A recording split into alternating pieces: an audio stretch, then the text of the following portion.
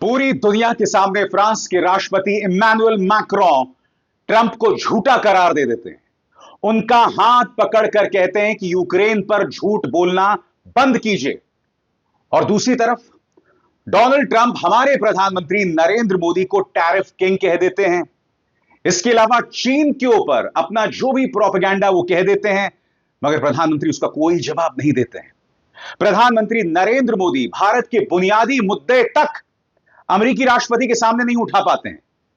अमेरिकी राष्ट्रपति प्रधानमंत्री नरेंद्र मोदी को F-35 विमान बेचने की बात कहते हैं। उनके खुद के सलाहकार इलॉन मस्क कह रहे हैं कि F-35 विमान बकवास हैं, फिर भी भारत यह सौदा कर रहा है। मगर सबसे पहले दोस्तों मैं आपको बतलाना चाहूंगा कि हुआ क्या। फ्रांस के राष्ट्रपति बैठे हुए थे डोनाल्ड ट्रंप के सामने और ट्रंप ने यूक्रेन के मुद्दे पर एक झूठ कहा। और वो झूठ क्या था?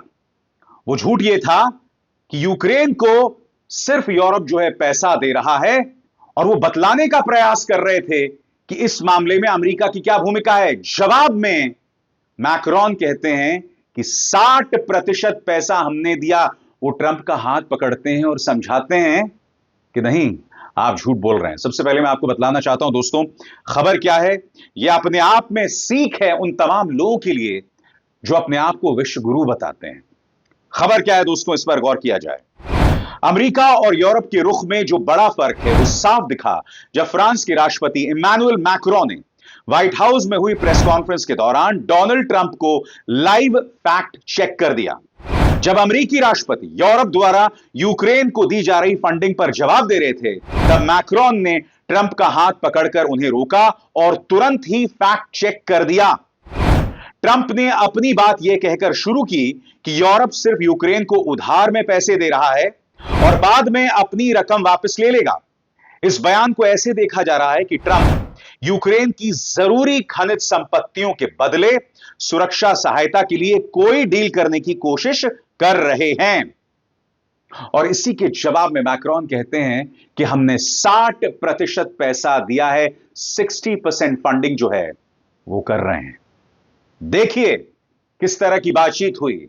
और इसी तरह से दुनिया के दो बड़े नेताओं को एक दूसरे से बात करनी चाहिए। देखिए। And being destroyed by these attacks. Second, all of those who paid for could be compensated, but not by Ukraine, by Russia, because they were the one to aggress.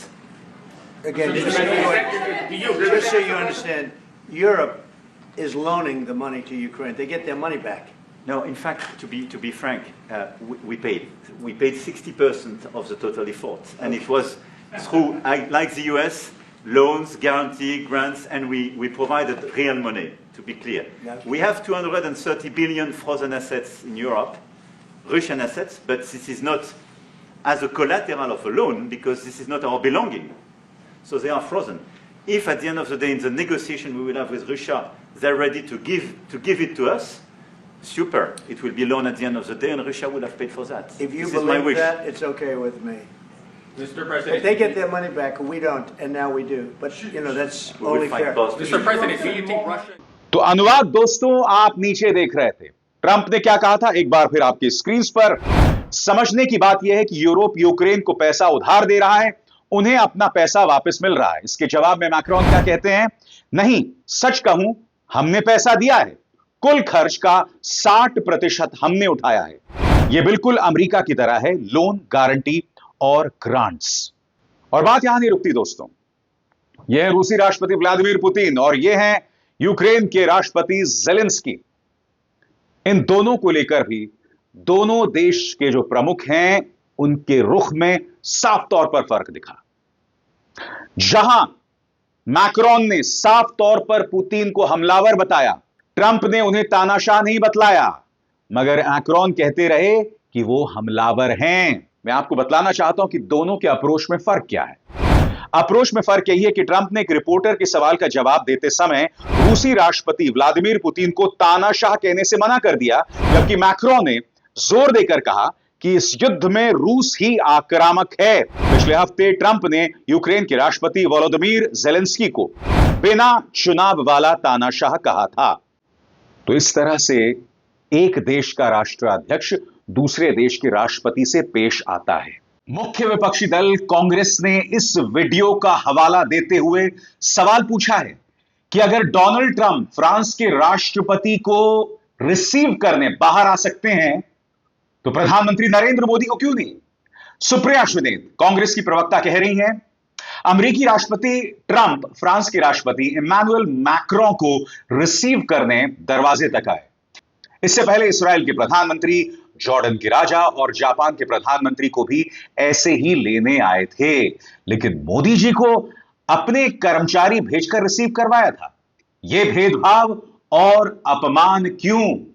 मगर मुद्दा इससे भी ज्यादा गंभीर है। ट्रंप ने भारत को क्या क्या नहीं कहा दोस्तों, आपको याद है? चीन की तारीफ करते गए। सबसे बड़ी बात, प्रधानमंत्री नरेंद्र मोदी के चेहरे पर भारत को टैरिफ किंग बताना। याद है कि भूल गए? सुनिए।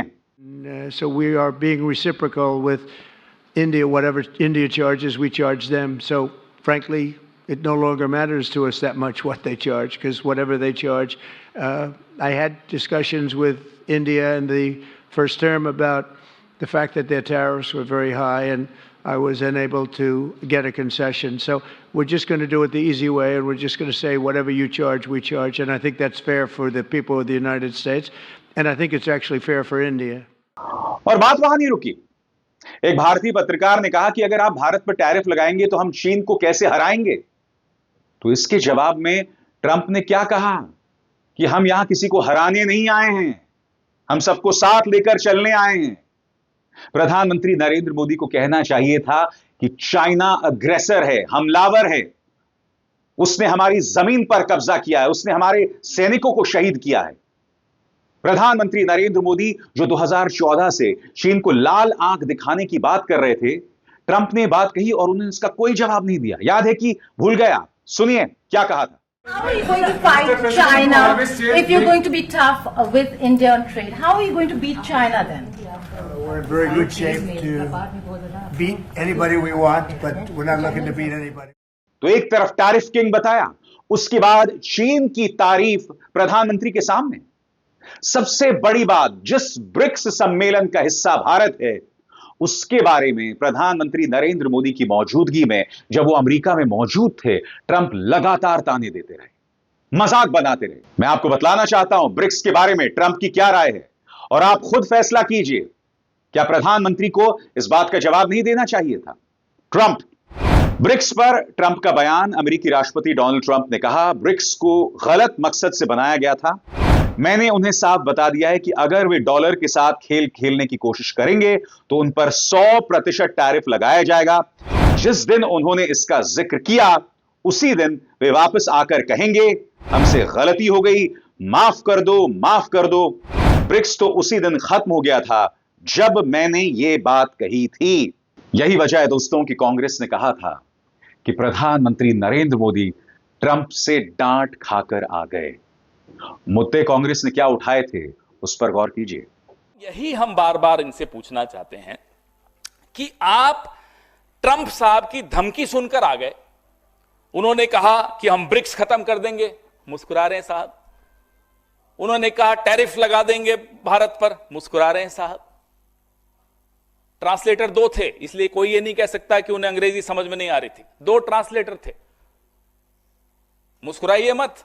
वो भी मुस्कुरा रहे थे, आप भी मुस्कुरा रहे हैं। जिन F-35 विमानों को खुद वहां के अदानी, अमेरिका के अदानी एलॉन मस्क बोल चुके हैं कि यह कबाड़ है, वही F-35 भारत पर थोपे जा रहे हैं और साहब मुस्कुरा रहे हैं।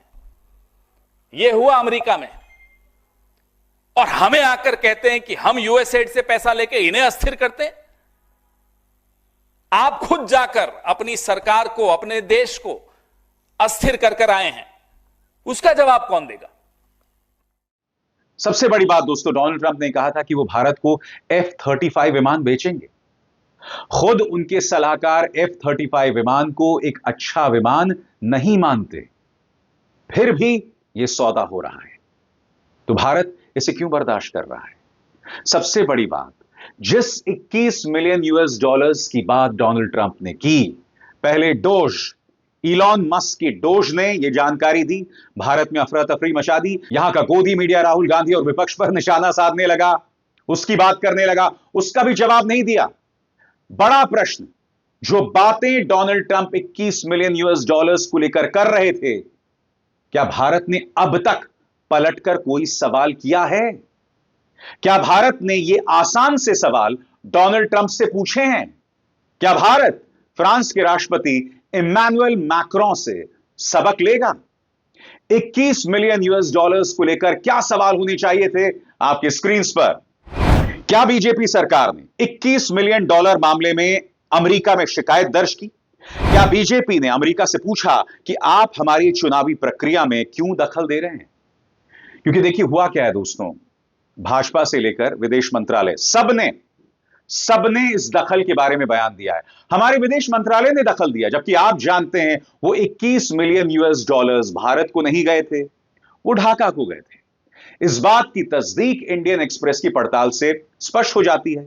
यहां तक कि अमेरिकी अखबार वॉशिंगटन पोस्ट ने भी अपनी पड़ताल में यह पाया कि किस तरह से वो जो पैसा है वो किसको गया था। वो पैसा गया था ढाका को, भारत को नहीं।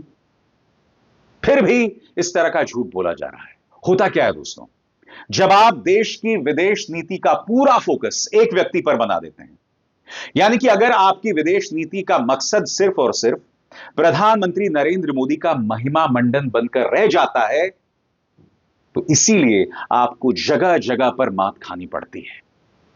याद कीजिएगा दोस्तों, एक अमेरिकी पत्रकार ने प्रधानमंत्री से सवाल पूछा था, आसान सा सवाल था कि बाइडेन में जो हो रहा था और अब ट्रंप कार्यकाल में जो हो रहा है, इन दोनों में क्या फर्क देखते हैं आप?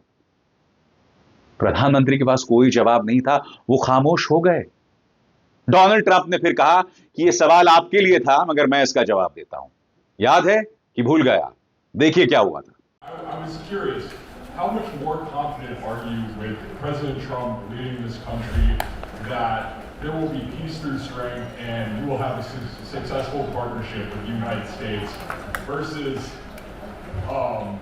with Biden's incompetence and weakness over the last 4 years?